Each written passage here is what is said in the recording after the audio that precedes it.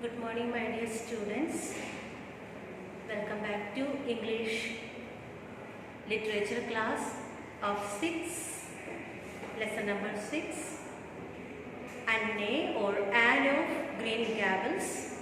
The last day I just explained 2 pages of the story of Anne, and now you will be knowing who is this little girl Anne. Anne was living in an asylum. Asylum means an institution for poor people. And who was going to adopt her? The man named Matthew Cuthbert. He was going to adopt her. And the little girl was waiting in the railway station, waiting for Matthew's arrival. And again I explained to you, when Matthew Cuthbert met this little girl, the reactions he showed to him. And the little girl had the quality of taking everything in the positive sense, and she was trying to make Matthew Cuthbert in a relaxed mood. And she was making all the conversation to him, and Matthew was replying for all that, I do know. I do know means I don't know. So I stopped my last class here, and today we are going to continue. Please pay attention. So the last, isn't that beautiful? What is that tree leaning out from the bank, all white and lazy, make you think of? She asked. Well, now I do know, said Matthew. Why, a bride, of course, a bride all in white with a lovely misty veil. I have never seen one, but I can imagine what she would look like. I don't ever expect to be a bride myself. I am so homely, nobody will ever want to marry me unless it might be a foreign missionary. Oh, there are a lot more cherry trees all in bloom. This island is the bloomiest place. I just love it already, and I am so glad I am going to live here. Why, a bride, of course, a bride all in white with a lovely misty veil. The bride, the girl means the bride here is a tree. She's telling that the tree is with lovely misty veil with all flowers, covered with full of white flowers. And she is comparing this tree to a bride. White with a lovely misty veil. It is covered with full of white flowers. And the tree looks like a bride, fully decorated with white flowers. I have never seen one. She's telling that I have never seen such kind of a tree in my life. But I can imagine what she would look like. I can imagine how a tree look like. In reality, how a tree look like. Now, because of this bloom, because of these flowers, she's looking beautiful. Otherwise, in reality, I know how a tree looks like. I don't ever expect to be a bride myself. See, now she is putting herself in the place of a tree and telling that I can never be a bride myself. And she is giving the reason in the next line why I cannot be like the tree, like I cannot become a bride myself. I am so homely. I am so homely. Homely here means I am just an ordinary girl. Homely. Homely means I am an ordinary girl, poor girl. So nobody will ever ready to marry me. I am so homely. Nobody will ever want to marry me because of of that reason, no one would like to marry me unless it might be a foreign missionary. Unless a foreign missionary means a religious person who travels to other countries. Unless a man from other countries would marry me, otherwise no one will marry me. The reason she gives here is she is homely. She is an ordinary girl, a poor girl. Oh, there are a lot more cherry trees, all in bloom. I can see many more cherry trees, all bloom. This land is the bloomiest place. Bloomiest, the girl, bloomiest meaning here by Anne. Anne means having a lot of flowers, blooms, bloomiest. And she is calling this place the bloomiest place, bloomiest land. Why she is calling this place bloomiest? Because there are so many trees, so many cherry trees with flowers. That's the reason she calls this place the bloomiest land or bloomiest place. I just love it already. I like to be here. I love this place and I'm so glad, I'm so happy. I'm going to live here. She becomes all the more happy because she got a chance to be here, to live here. But for the first time, the girl is seeing such kind of a beautiful place. I have always heard that Prince Edward Island was the prettiest place in the world, and I used to imagine I was living here. But I never really expected I would. It is delightful when your imaginations come true, isn't it? But those red roads are so funny.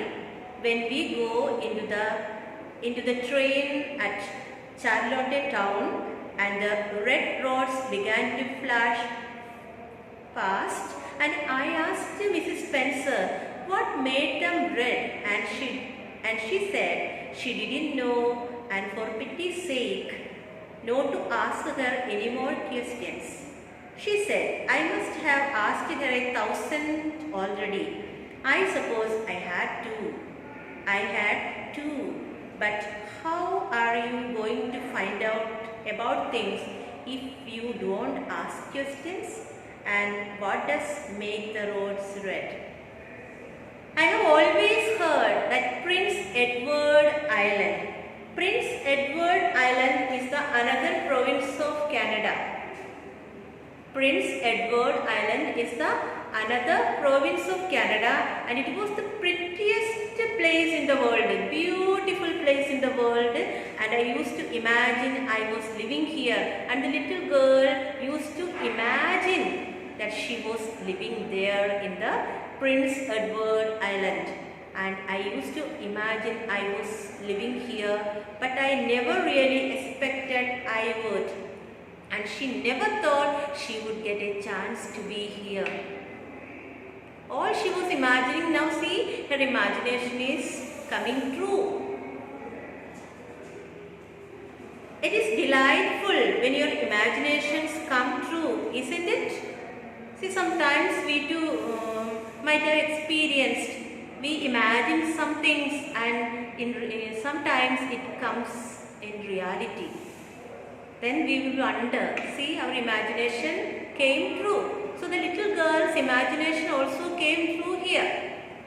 She had an imagination that as she was in the Prince Edward Island, now she got a chance to be here. And the girl is telling that it's delightful when your imaginations come true, isn't it? But those red roads are so funny. She's telling that the red roads are so funny. Red roads may be here, maybe the red roads both side flowers will be there. The girl's imagination, she's imagining that the roads are red. So funny. When we go into the train at Charlotte town and the red roads began to flash past. The red roads, what she was imagining when she was in the train, it flashed past. It was for a quick, short moment. I asked Mrs. Spencer. Now you will be knowing who is Spencer, Mrs. Spencer. Mrs. Spencer is with her. She is giving the girl to Matthew.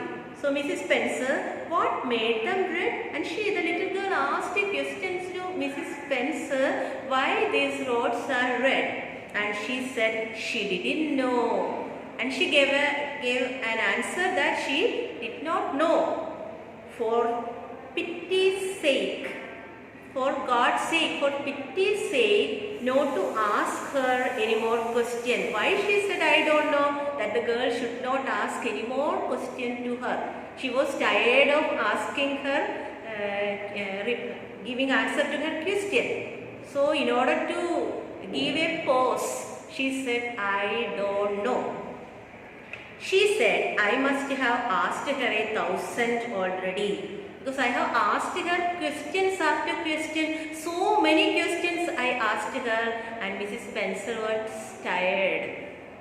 I suppose I had to. See, I know I have asked so many questions.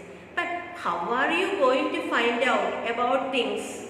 The girl is having any doubt. If we have any confusion, any doubt, if we are not going to ask about the things, if you don't ask questions, if you don't ask a question, if you have some doubts in your mind, how are you going to get the answer in the class? Same experience I used to have, because many students may not be asking the answer, or they may have many doubts, but they never dare to ask the teacher a question. Why? They do not want to take the risk of asking the question. Only few students used to ask questions. The girl is telling that if we don't ask question, how are our doubts going to be cleared off? She is correct. And what does make the roads red? And again the question is coming again and again in her mind. She is telling this. She is telling to herself, what does make the roads red? The roads red, what? Now he is with Matthew Cuthbert, and Matthew Cuthbert is listening her question, and the same answer he is giving to the little girl. He is telling that, well now, I don't know, said Matthew. Mrs. Spencer and Matthew Cuthbert is giving the same answer to the little girl, I don't know. Isn't it splendid to think of all the things there are to find out about? Isn't it splendid? Splendid means excellent, good. To think of all the things that are to find out about. It is nice to find out about things. It is excellent. It is wonderful. It just makes me feel glad to be alive.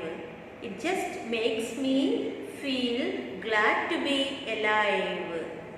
I am happy that I am alive. I am living. It's such an interesting world, and the world is so beautiful to live. See, the girl was living in an institution. Instead of that, see her thinking, positive thinking. We have all facilities at home, and we do complain sometimes. We want that, we don't have this, we don't have that. Now the girl is telling that she has no one to take care of. Now the girl is feeling, you see the positive thing she is having, she is telling that the world is so wonderful place. It is so interesting. It's a beautiful place to live in. If we don't know all about everything, would it? We may not be able to know everything of the world, but it's a beautiful, it's a wonderful place to live in. Matthew, much to his own surprise, was enjoying himself. Though Matthew Cuthbert was giving her the answer, I don't know, but he was enjoying the little girl's conversation. Like most quiet flocks, some people are very quiet in listening to others' conversation, and there are some people who keeps on talking. So Matthew was very submissive, very quiet, and he was listening her. he liked talkative people. Matthew liked talkative people when they were willing to do the talking themselves and did not expect him to keep up his end of it. So Matthew liked talkative people when they talked themselves alone and not giving a chance to speak others. So Matthew Cuthbert liked the little girl while she was so talkative, but he did not express it. He did not tell, only it was his own thinking that he liked talkative people. I guess you are feeling pretty tired and hungry, Matthew ventured to say at last. But we haven't very far to go now, only another mile. But at the end Matthew asked, I think you are pretty tired and hungry. And he ventured. Ventured means he just dared to ask her at last. And he again said that we haven't very far to go now. We are just about to reach now. Only another mile, only one more mile. They had rounded a curve in the road and found themselves in the avenue.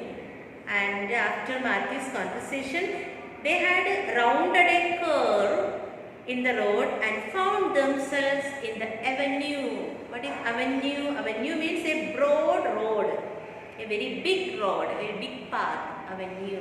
Now we are going to describe the avenue, the big road where they have entered. It was a stretch of road 400 or 500 yards long. It was a very big broad road, completely arched over with huge wide-spreading apple trees. You can see there are a lot of apple trees arched. It was in arch shape. Okay, arch.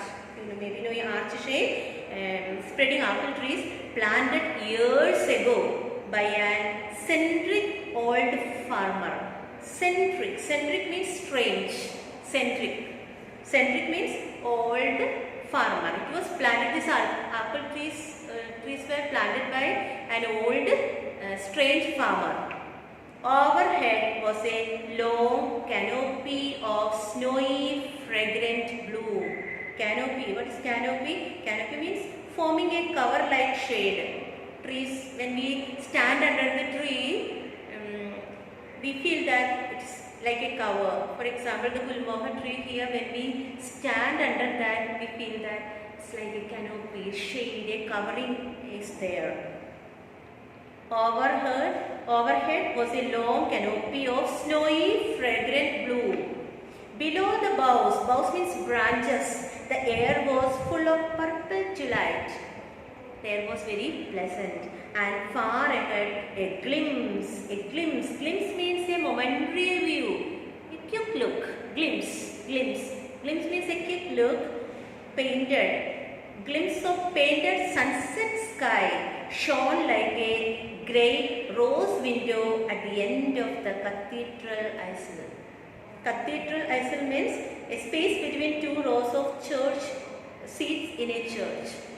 So this is girl's imagination, that when the girl looked at the setting sun, she felt that it was painted just like a cathedral aisle. So this is the author has described the avenue. It was such a beautiful, wonderful thing. So it was a stretch of road 400 or 500 yards long, completely arched over with huge wide-spreading apple trees planted years ago by an eccentric old farmer. Overhead was one long canopy of snowy fragrant bloom. Below the boughs, the air was full of purple twilight, and far ahead, a glimpse of painted sunset sky shone like a great rose window at the end of a cathedral aisle. Okay, this is the description of the avenue. Its beauty seemed to strike the child dumb. When the child saw the beauty of it, she did not speak anything. She was so quiet. She looked at him with a dreamy gaze of a soul that had been wandering afar starland. So when the girl saw the beauty of the avenue, she could not utter a word, and she looked at the man with a dreamy gaze, as if she was in a dream. She gave such kind of a look to Mr. Matthew. "Oh, Mr. Cuthbert," she whispered, that place we came through, that white place. What was it? Again she is asking the place which we came through. What was it called? "Well now, you must mean the avenue," said Matthew after a few moments' profound reflection. And after few moments, reflection means thinking, he said that you mean it's avenue? It's a kind of pretty place. And he gave the answer that it's a kind of a beautiful place, pretty place. Pretty. Oh, pretty doesn't seem the right word to use. She said pretty. It's not a pretty place. It's not the right word to use. Nor beautiful either. The word will not suit. Pretty will not suit. Beautiful also will not suit. They don't go far enough. They are not enough. Oh, it was wonderful, wonderful. She said, not pretty, not beautiful, but we can call the avenue a wonderful place. It's the first thing I ever saw that couldn't be improved upon my imagination. The first time what I imagined, my imagination could not be improved. It came full in satisfaction. What I imagined now came in reality. But they shouldn't call that lovely place the avenue.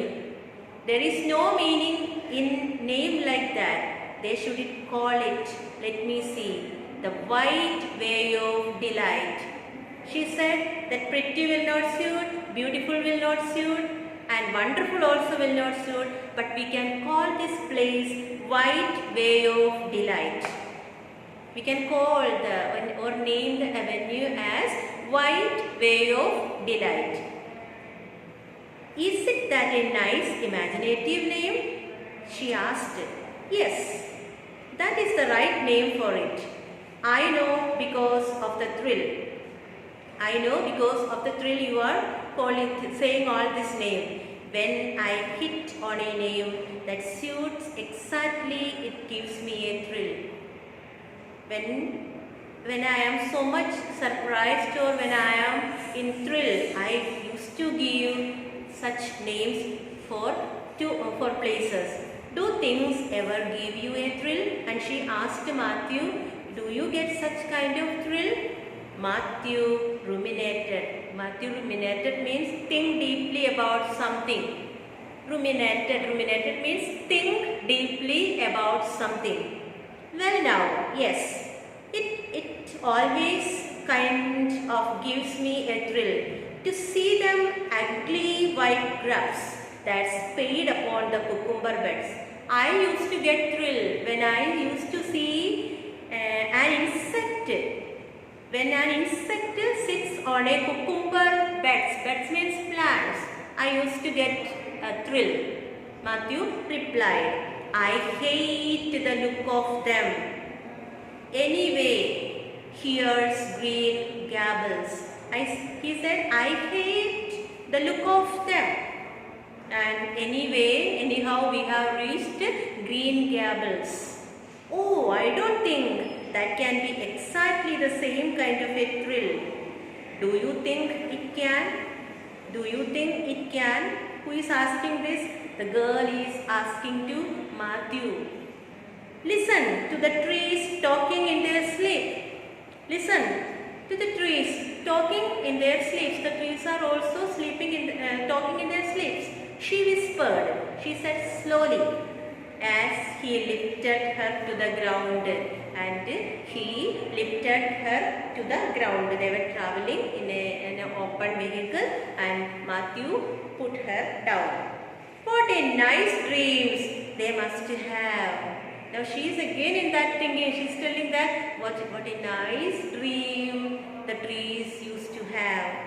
Then holding tightly to the carpet bag, I explained to you in the last class, she was holding one carpet bag and another hand she was holding Matthew's hand. Then holding tightly to the carpet bag which contained all her worldly goods, she followed him into the house and she went Matthew to his house. And we don't know what happened there, whether she was happy there or not, we do not know. Or the author has written only up to here. And it's a big novel and we have learned only a short part of it. And when you get a chance, you can read the book. And I have just explained the lesson to you. And there are questions here. Questions answer I will be sending you in PDF file. And just explain the questions to you and I'll stop the class here. Who was Matthew expecting to take back with him to Green Gables? We know that Matthew was expecting a boy, but a girl came instead of that. Who dropped off Anne at the station? What is the answer? Who dropped Anne at the station? Of course, you will be knowing Mrs. Spencer. Why did Matthew enjoy himself while taking Anne to Green Gables? Why he liked it? Because he liked talkative people. He liked to listen them. Describe avenue. So avenue has described here in page number 47. Last paragraph. You just read it. I will give you the answer. Before that you can have a quick reading of it. Then we have reference to the contest. There are 3 questions. This you can read yourself, understand it. When you read yourself, then when I give the answer, it will be easy for you. And when the revision time, I will just repeat the class, not class, the answer and all I will just explain to you. And only this here I am going to stop my class. Please do read the lesson, try to get the answers of these questions.